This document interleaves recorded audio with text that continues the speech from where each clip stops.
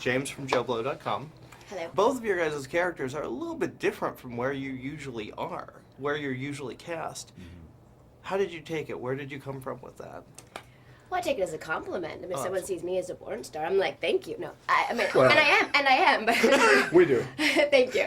You know, I think as an actor, you always want the jobs that are going to challenge you, that are going to be the experience. And part of what I loved about this movie was it really felt initially we were making it for ourselves. Like, we all got to play these sort of really far-reaching characters. The ensemble was so great. It was so much fun to work off everybody. It was collaborative.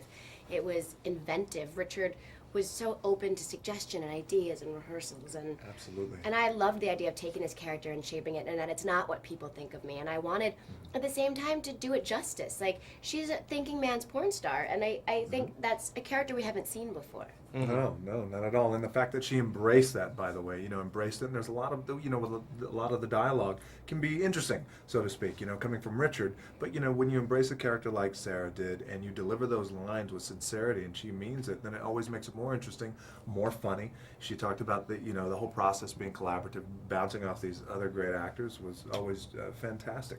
Which is why you want to work with Richard too, by the way. Yeah, well, with Richard, he has a unique style. Whether you like it or you don't like it, you cannot take away. He brings something to this with pop culture references, with the apocalypse.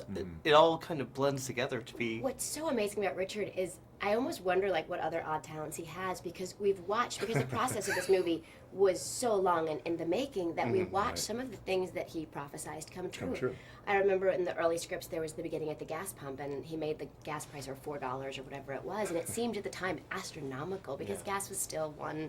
Right, it's maybe ridiculous, it was Richard. Yeah, no one's ever going to buy gas at $4 or $5 a gallon, And then we go to film and we have to change it in the script because now that's what gas prices are. So it's been odd to watch some of these things start to happen. Absolutely, and again, there's the the testament to Richard's brilliance. You know what I mean? There's brilliance and insanity, and he walks it wonderfully.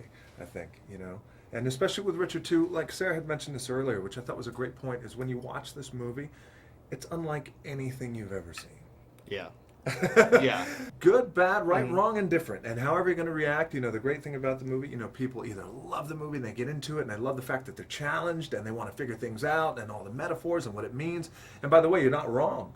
Whatever you come away with the movie, you're not wrong. And then some people just like, it's too much. I don't want to think about it. Either way, it causes this great response in people. And I think that's the point of entertainment, is we want to make something that make people talk. It's not just seeing the movie. It's the 2-3 hours afterwards where you're talking about what you've seen. And sometimes you go see a movie and then you leave and you go on to dinner or whatever. But I love the movies where you all sit there and I saw this. Well, I got this from this, and I got this. Right. And to me, that's what this movie is. Of course. Is that the original attraction you had working with the film, or obviously he'd done Donnie Darko? Had you both seen that? Of course. Yeah. I mean, initially, the attraction is Richard. There's nobody like him out there. What he does is so different, and it's so innovative, and it's original.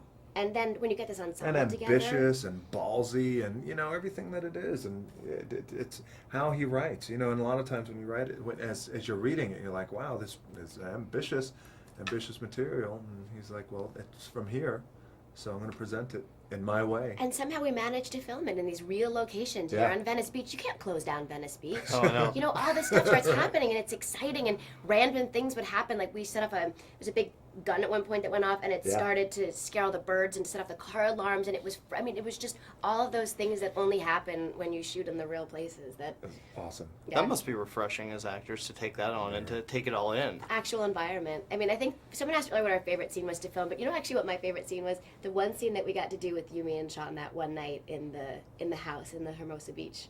What were house, what was it? where we're pitching him the script. Oh, yeah. That was the only time the three of us got to work together, and it was so much fun. And they actually started to get angry at us because we were having so much fun and laughing. We actually couldn't always get through the dialogue. But This is an epic Los Angeles crime saga. And you're researching your role. You play a cop. You want to do right along. Yes, exactly. But I'm also directing a film. It takes place in the near future. Right. scientists are saying the future is going to be far more futuristic than they originally predicted. The basic concept is this.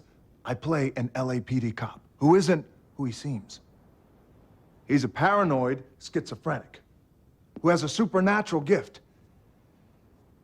He sees things and he senses a change in the city. Crime suddenly skyrockets for no apparent reason. The world is coming to an end. And he's the only one who can see the truth. What's the truth? My character, he realizes that the apocalyptic crime rate is because of global deceleration.